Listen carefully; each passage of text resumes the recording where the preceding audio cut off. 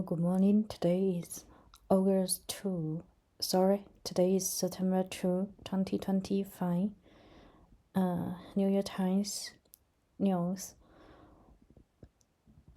Smile and clasped hands as Xi, Putin and Modi try to sign a united. It was a sign in eastern China, almost certainly intended for an audience on the other side of the war. The leaders of China, Russian and Indian and oligarchies power not arrived with Western smiling and laughing like good friends as they greeted each other at a summit on Monday. It starts with Prime Minister Narendra Modi of India and President Vladimir Putin of Russia holding hands and walking into a meeting filled with other world leaders. They have straight for President Xi Jinping of China, shake hands, and form a close circle. A few words are exchanged before translators join the huddle. Mr. Putin cracks a broad smile, and Mr. Modi lets out a big laugh. At one point, Mr. Modi joins hands with the two leaders. The champion, carrying multiple messages, analysts said. The bonhomie between Mr. Xi and Mr. Putin was meant to convey a close bond between them as leaders and alternative world order challenging the United States.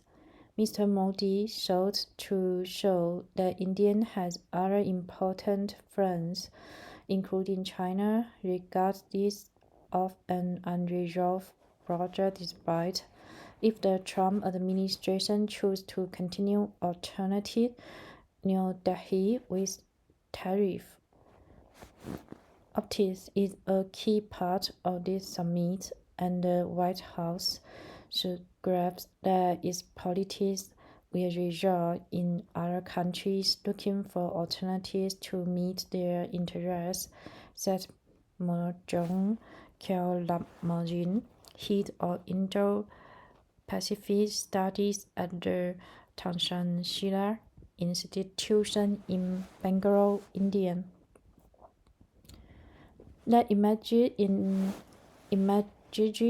the city of Tianjin, where more than 20 leaders from mostly Central Asian and South Asian gathered, shows how the geopolitical disruption caused by Mr. Trump has given China's and Russia's a platform to rally partners such as Iran, Kazakhstan, Kyrgyzstan, Belarus, and Pakistan.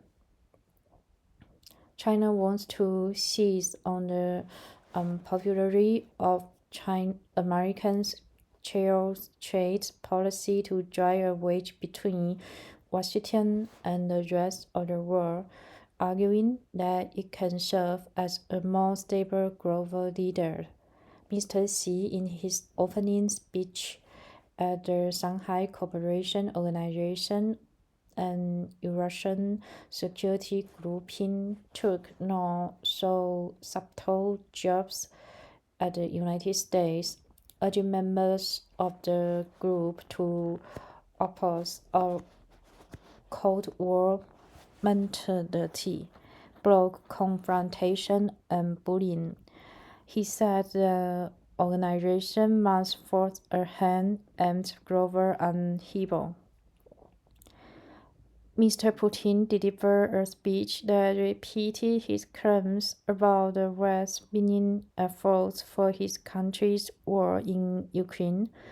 He also praised a recent summit he had with President Trump in Alaska to discuss the conflict and said that he had already briefed Mr. Xi about those talks in detail. Comments seeming to signal China's central role in Russia's diplomatic calculus.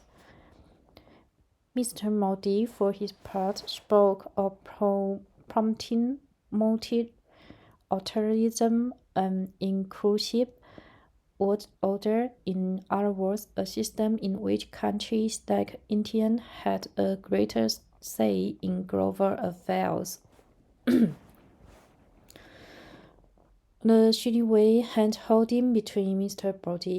Modi, Mr. Putin, and Mr. Xi was nothing short of smiling manifestation, a chapter that Moscow had recently said it hoped to revive. In another demonstration of closeness soon after, Mr. Modi shared a car with Mr. Putin as they rode together to a meeting on the sidelines of the summit. Conversations with him are always insightful, Mr. Modi wrote on his social media account, where he shared a photo of the site. According to Russia's state media, Mr. Modi decided at the last minute to join Mr. Putin in his Russia dancing for the ride to the hotel where they were to meet. Upon arriving at the venue, they spent 15 minutes talking in the car before the official meeting began. In the past, Indians' averse bureaucracy would have taken pains to avoid such abrupt displays or wars with China and Russia. The secret to expanded ties with Washington while keeping a seat at forums led by the other major powers, but Mr. Trump's barrage of tariff on India, now at 50% after penalizing India for buying Russian oil, has left little incentive for India to do so. This time, Mr. Modi even spread the visuals on his social media accounts shortly after the meeting opened, showing how far and how suddenly the juggling act has been upended. Later, Mr. Modi was even more effusive at the meeting, telling Mr. Putin that 1.4 billion Indians are waiting with excitement to welcome him in New Delhi in December.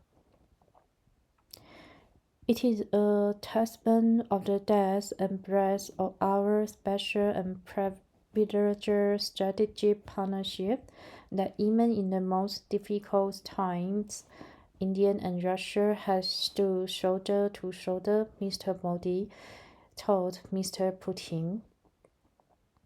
The summit, which ends Monday, is the first part of diplomatic showcase that Mr. Xi has started up his week. In the lead up to this meeting, he has held talks with many of visiting leaders, including Mr. Modi, during which he said that two countries should see each other as partners and not rivals. He is also expected to hold talks with Mr. Putin, but the biggest highlight is a military parade in Beijing on Wednesday aimed at commemorating the 80th anniversary of the end of World War II, to be attended by Mr. Putin and Kim Jong-un, the North Korean dictators. Mr. Xi has tried to recast China's role in the world to banish the Communist Party image and buttress its claims over Taiwan and the South China Sea, scholars have said. In one sign of how China is using the Shanghai Cooperation Organization to serve its interests. Mr. Xi, in his speech on Monday, called on countries to promote a correct understanding of World War II history. Xi Jinping clearly wants to challenge the post-World War II global order dominated by the United States and shows that China is reliable and legitimate alternative, said Alfred Wu, an associate professor at the Lee Kuan-yew School of Public Policy at National University of Singapore. The public show of unity between the Xi leaders masked deep suspicions and conflicting interests. China and India remain dog in mischief over disputed border. Beijing say that the issue should not define the overseas relationship between the two countries, but India would like a resolution to the dispute, and Mr. Modi is also worried that his earlier cutting of Mr. Xi had backfired by causing him embarrassment. Despite the warm ties with Moscow, India cannot expect to replace Western economic support with Russia, a country hit badly by sanctions because of its invasion of Ukraine. As for China, though it projects especially close ties with Russia at the moment, it has been looking warily at Moscow's growing influence over North Korea.